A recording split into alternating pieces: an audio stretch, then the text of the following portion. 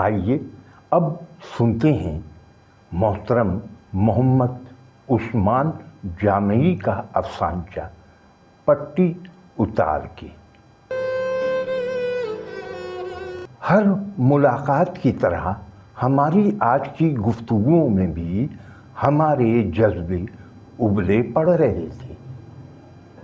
شہادتوں کا قافلہ، قدسیوں کی جماعت، فولادی حوصلے، عظیم لوگ، یہی اصل کامیابی ہے۔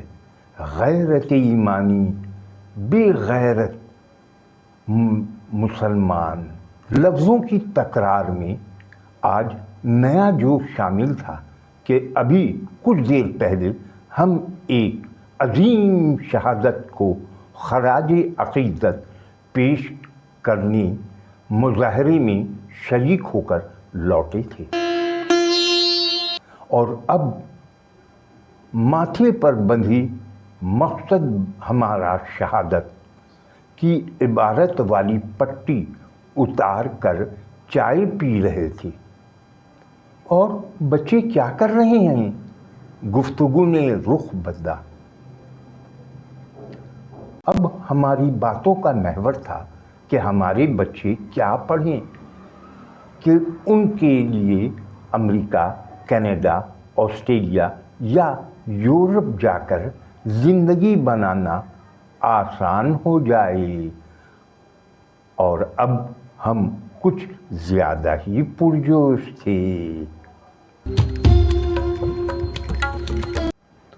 اور اب سنتے ہیں رمشا خالد کا افسانچہ اعلان۔ دورے میں سر گھٹنوں میں لیے وہ زاروں قطار رو رہی تھی۔ چھوٹا دیور عادل سب کو دکھی نظروں سے دیکھتا ہوا گھر سے باہر نکل چکا تھا۔ سامنے چارپائی پر بیٹھی ساس اور شوہر کی خسر پھسر اب بلند ہوتی جا رہی تھی۔ نہ ہنجار نکھٹو، تجھے یتیم بھتیجی لا کر دی تھی، تمہارے لچھن دیکھ کر تمہیں رشتہ دیتا ہی کون تھا؟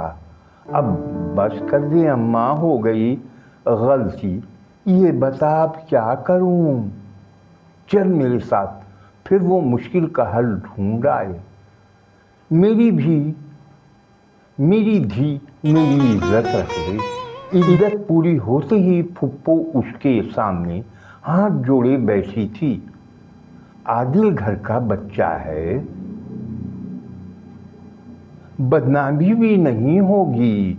مل جاد مان جا دھیے، اور وہ نہ چاہتے ہوئے بھی مان گئی۔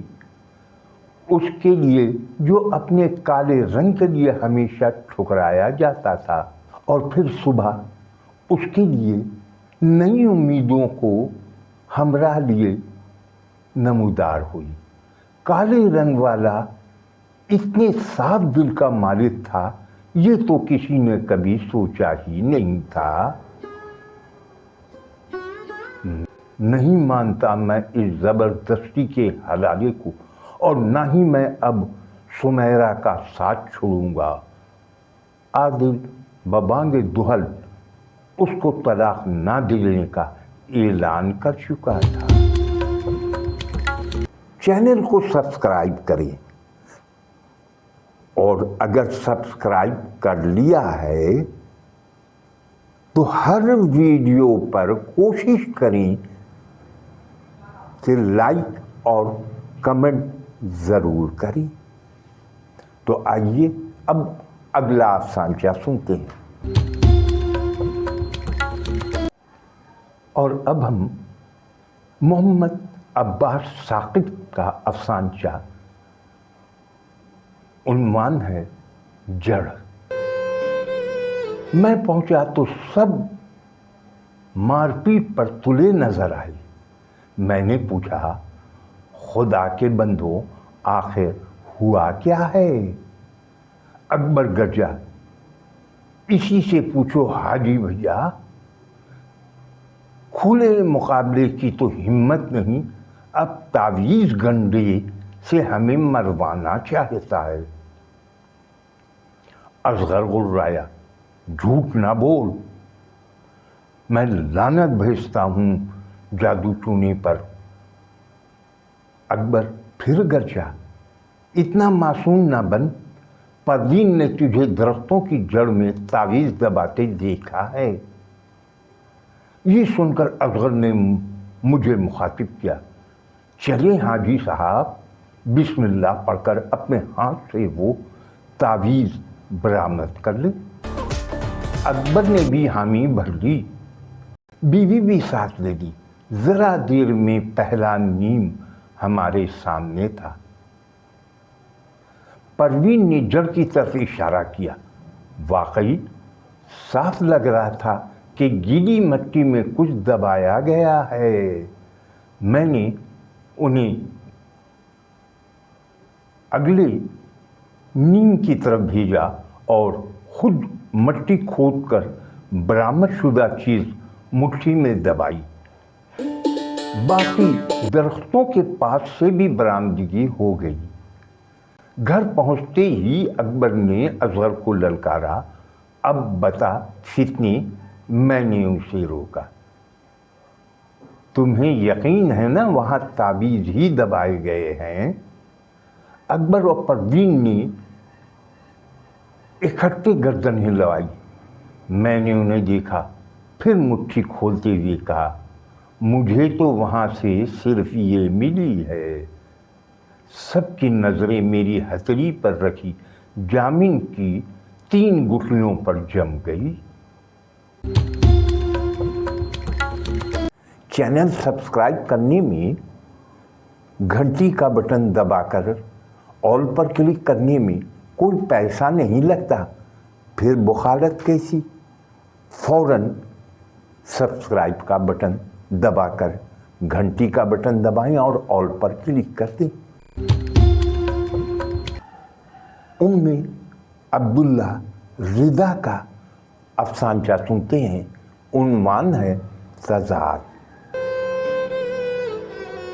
پیاری بہنوں، آج ہم نے جہیز کی لعنت کے بارے میں سنا کہ ہمارے معاشرے کے بگاڑ اور نوجوان نسل کی تباہی کی ذمہ دار یہی جہیز کی فرسودہ رسم ہے۔ اسی کی وجہ سے لاکھوں بیٹیاں اپنے گھر میں بیٹھی ہیں۔ ہم نے خود آگے بڑھ کر اس رسم کو ختم کرنا ہے، اس خودساختہ لعنت کا خاتمہ کرنا ہے۔ ہال تالیوں سے گونج اٹھا۔ اس پرفتن دور میں اسوۂ حسنہ پر چلنا تو کوئی ان سے سیکھے۔ ایک اور آواز ابھری۔ مسز حسن کو جلدی تھی، سلام دعا کر کے جلدی جلدی باہر نکل آئیں۔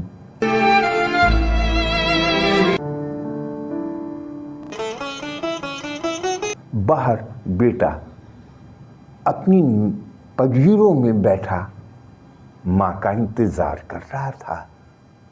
اسے برد خبریں بھی جانا تھا۔ مسز حسن نے لڑکی کو سر تپا دیکھا اور تعریفی لہجے میں کہا، ماشاء اللہ، بہت پیاری ہے آپ کی بیٹی۔ اب آپ کی مرضی، جہیز میں کرولا دیں یا مرسڈیز۔ ان کا جملہ ختم ہوا تھا کہ بیٹا جو ساتھ آیا تھا اس نے سرگوشی میں کہا، امی آپ تو کہتی ہیں جہیز ایک لعنت ہے، نہیں لینا چاہیے۔ ماں نے نیچی آواز میں جھڑکتے ہوئے کہا، اعلیٰ تعلیم کے لیے لاکھوں خرچ کیے ہیں، کیا اتنا سا میں جہیز بھی نہیں لے سکتی؟ ہمارا حق ہے، ہم دیں گے۔ اور بیٹا ماں کو تکتا رہ گیا۔